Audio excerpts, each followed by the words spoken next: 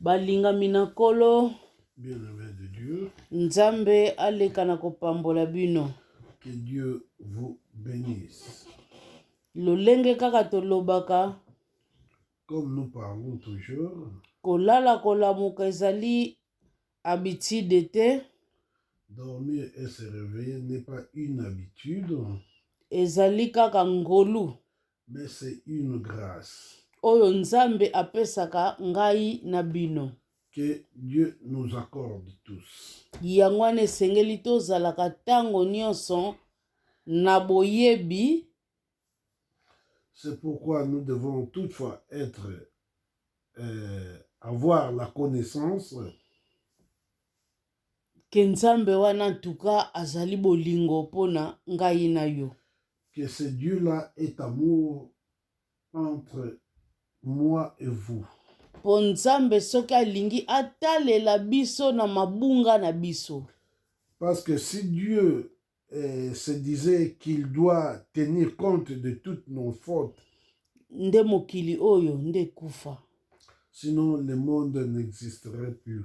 Mais Nzambe en tout cas toza na période ya grâce ngolu. Vraiment ezali ngolu.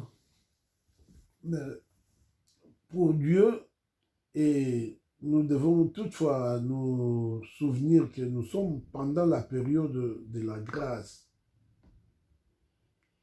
Bandeko, exhortation tout comme enseignement na biso oyo topesaki la fois passée. L'exhortation ou l'enseignement que nous avons donné la fois passée, Tosukaki bongo na proverbe. nous nous sommes arrêtés en proverbe. Oyo tokotaki penza modindo na yango te. Où nous n'avons pas vraiment entré dans la profondeur de ces textes. Mais lelo nakomema bino lolenge moko boye na kati na proverbe wana. Aujourd'hui, je vais vous amener d'une autre façon, toujours dans ces proverbes chapitre 3. Proverbe chapitre 3. Proverbe chapitre 3. Frère la rotangela biso na verset 29 na 30. Et le frère va nous lire au verset 29 et 30. Proverbe chapitre 3, 29 et 30. On nous dit ceci. Ne médite pas le mal contre ton prochain lorsqu'il demeure tranquillement près de toi.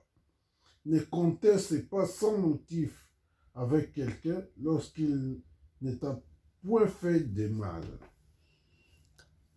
Balingami kati na Yesu. Bien-aimé de Dieu, dans le Seigneur. Totali awa liloba ezali koloba na biso. Ici, la parole de Dieu nous dit. Liloba pe ezali kopekisa biso. La parole aussi nous interdit. Tango moninga avandi pene pene na yo. Si quelqu'un reste à tes côtés. Avandi na kimia. Il reste tranquillement. Mais yo ozali wana pona kosala ye mabe.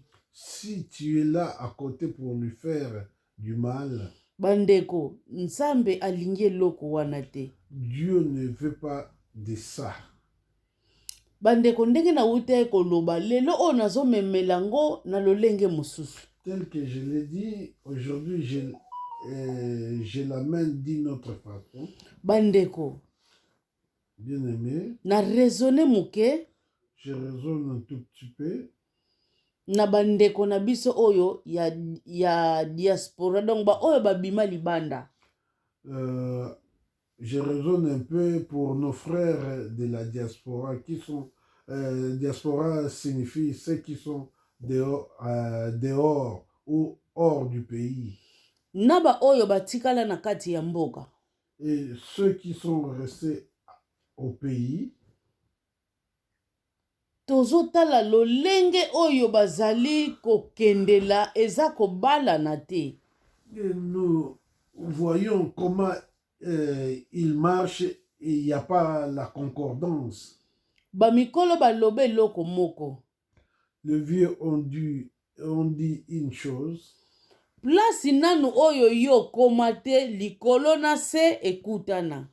Là où vous n'avez pas encore foulé, le ciel et la terre se croisent. Bandeko biso moko pe tosala remarque ya yango te. Et nous-mêmes aussi, nous n'avons pas fait cette remarque. Okomona place yango penza ekutani me soko okei leko okoma place yango okomona likolo na se ekutana kaka te ekabwana kaka ezokende kaka. Et vous verrez que si vous marchez, de loin vous voyez que le ciel et la terre se croisent. Mais si vous arrivez de près, le ciel et la terre ne se croisent même pas, mais ça continue toujours. Bandeko na ngai. Bien-aimé de bandeko oyo nyonso tu batikala na kati ya mboka oyo ya malamu bazozala muke. Tous ceux qui sont restés au pays, ceux qui sont bons sont peu nombreux. Ebele bazosala kaka bandeko oyo babima mabe. Beaucoup font du mal à ceux qui sont hors du pays.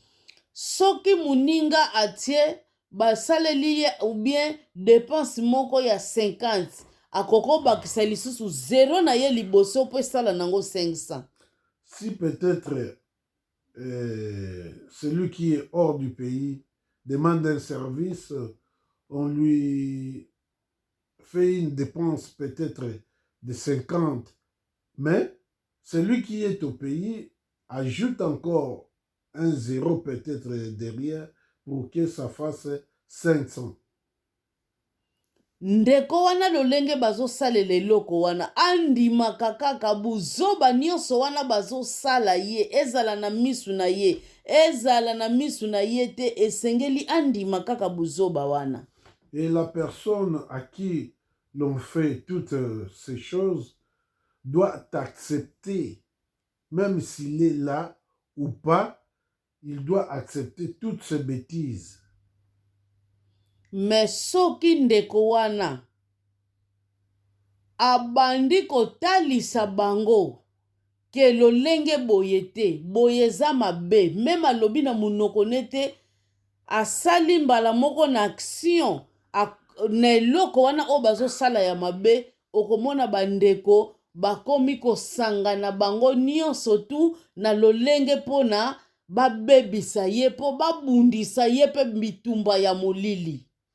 Et la personne en question, s'il réactionne, même pas en parlant, mais avec des actions, ceux qui sont restés au pays ne sont pas vraiment ou ne seront pas contents de sa façon. Il faudra qu'il laisse seulement comme ça. Au cas contraire, il commence à lui faire de la sorcellerie. Bandeko, ezali kopesa pasi pe mawa.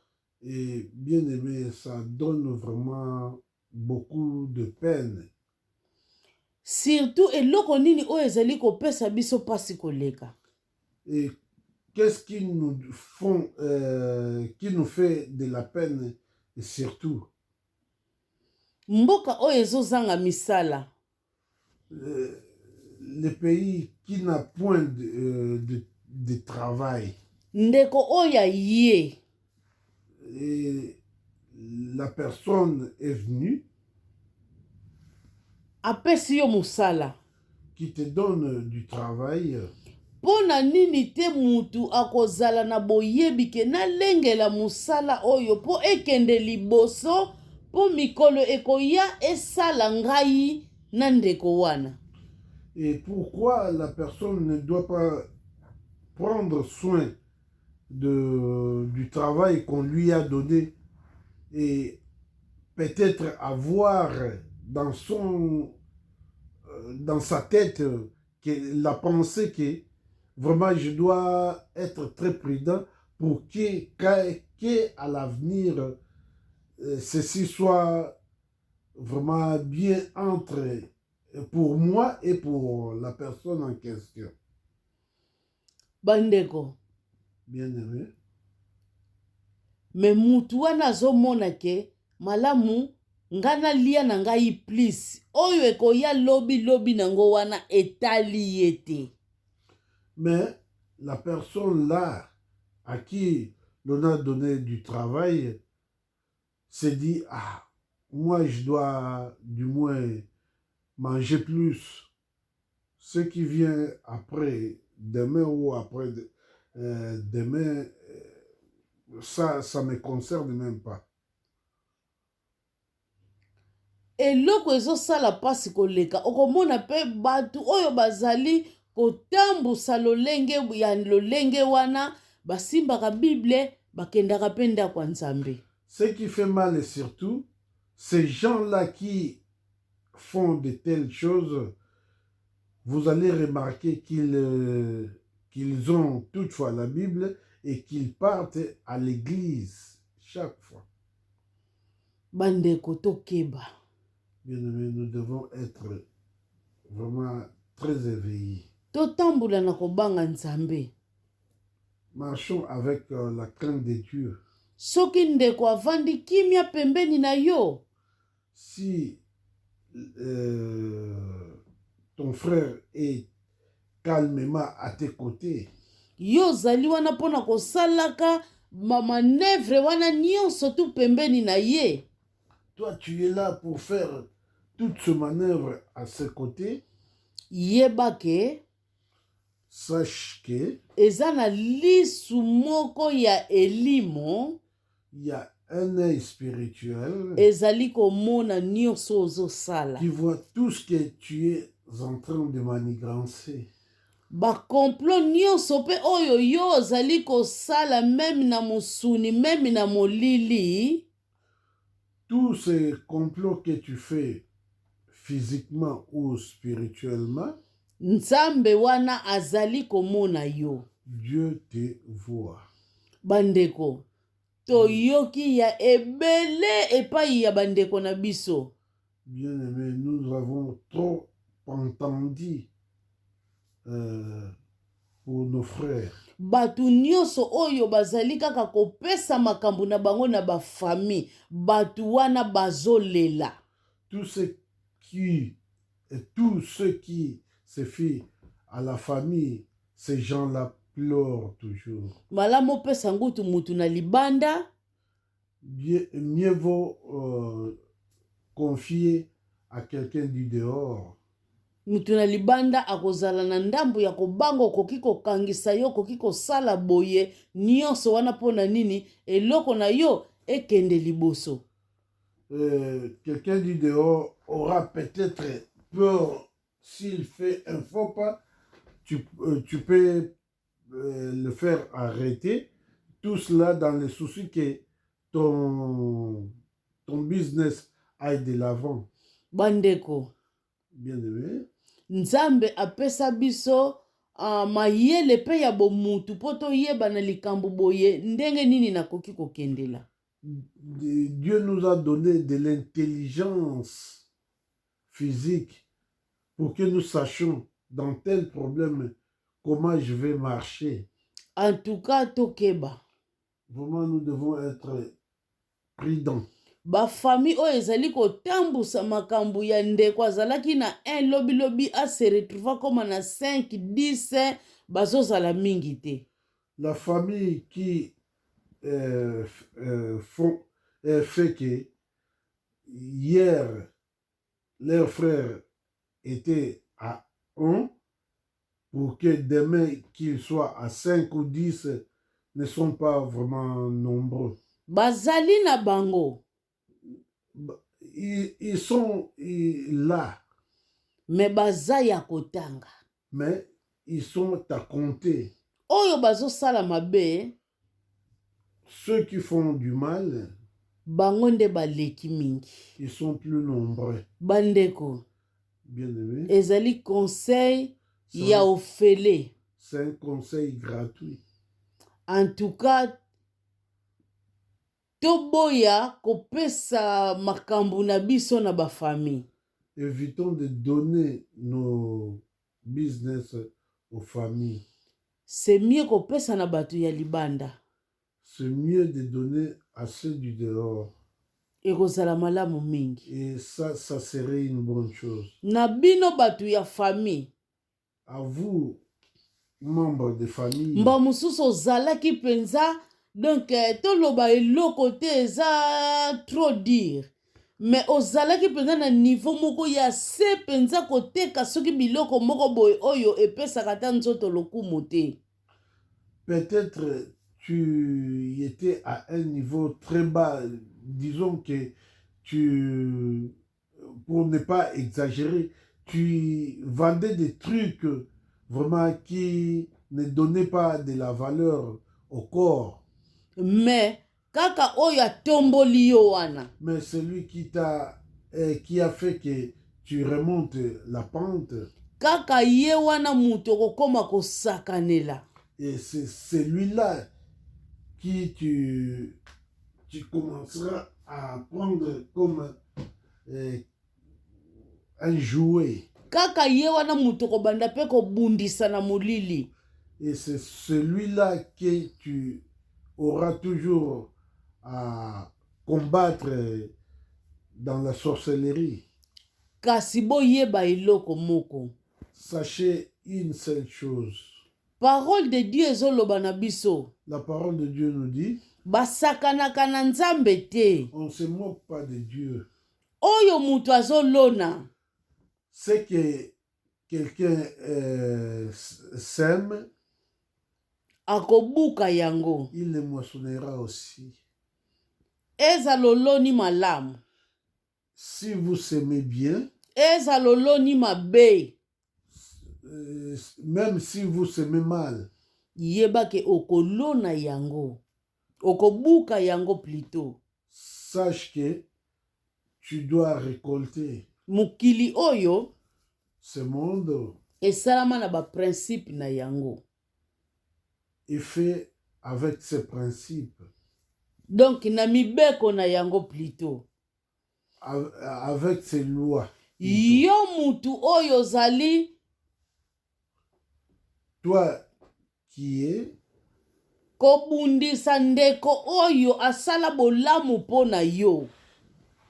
Qui combat ton frère ou ta soeur qui a fait quelque chose de bien pour toi. Yeba ke mukolo ezali.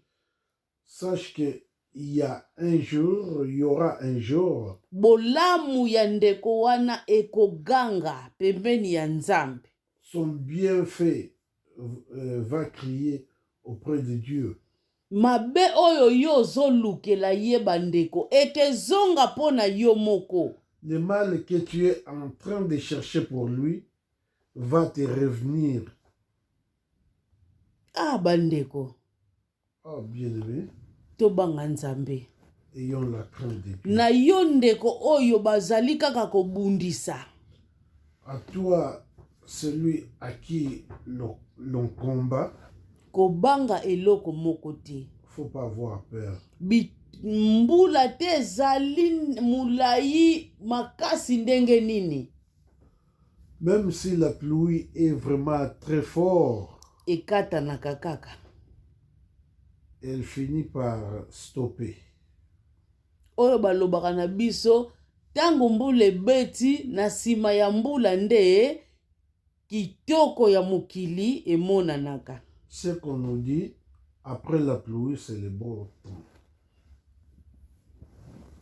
Bandeko na ngai.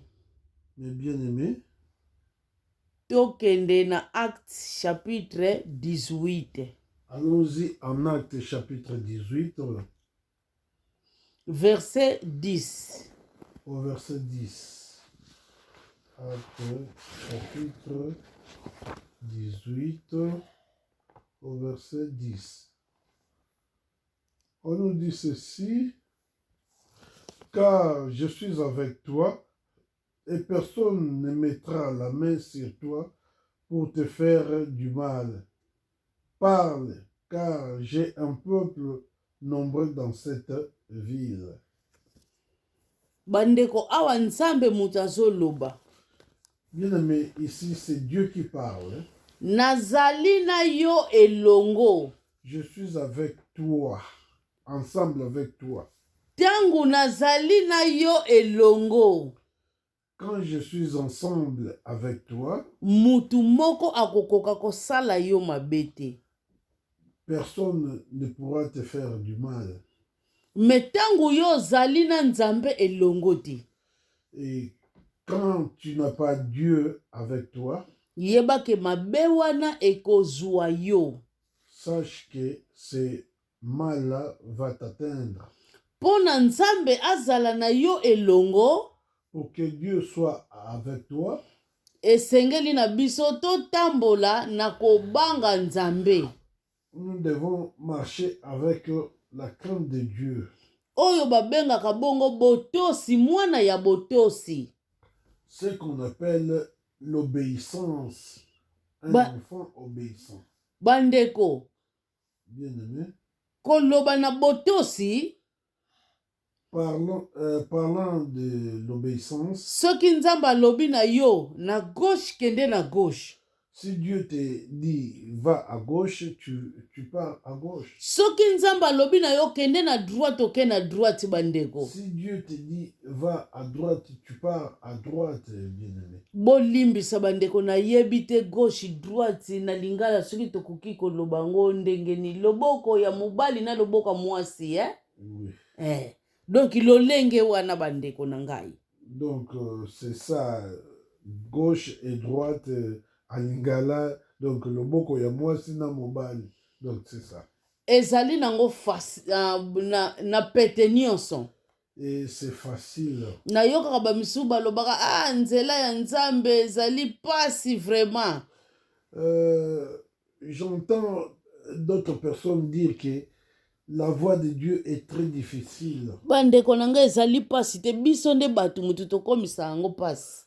Et la voie de Dieu c'est pas difficile, mais c'est nous les hommes qui la rendons difficile. Tozali kaka biso moko nde kokomisa yango pasi na balolenge na biso ya etamboleli na biso ya mabe. Nous la rendons difficile par notre façon de marcher. Mais tango tozali kotosa nzambe. Mais quand nous obéissons à Dieu, bandeko binemi banguna na biso nyonso.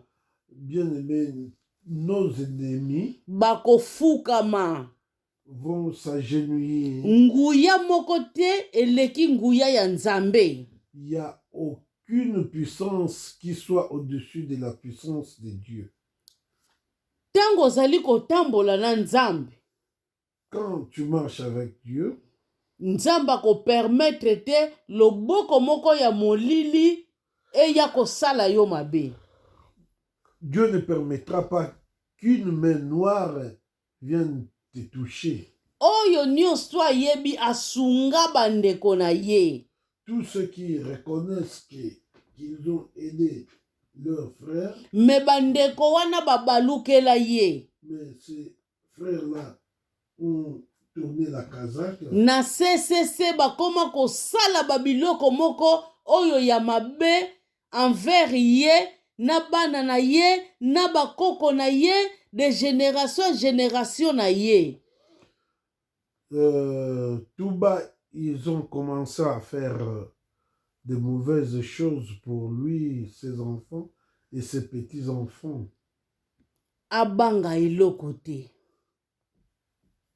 Qu'il n'ait pas peur. Nzambe wana. C'est Dieu-là. Azali na contrôle ya nyonso. Et au contrôle de tout. Parole de Dieu lobi. La parole de Dieu nous dit. Bakoyaka nzela moko. Ils viendront dans même. Me bako pakataka bako kimaka mutu na nzela na ye. Ils vont fuir tous chacun à son chemin. Tikate nzambe wana. Laisse que ce Dieu-là. Akota bitumba na bino. Entre tes problèmes. Apesa bino elonga. Qu'il vous donne de la victoire. Na kombo na Yesu Kristo. Jésus-Christ. Amen. Amen. Tokutani bongo mbala ya sima.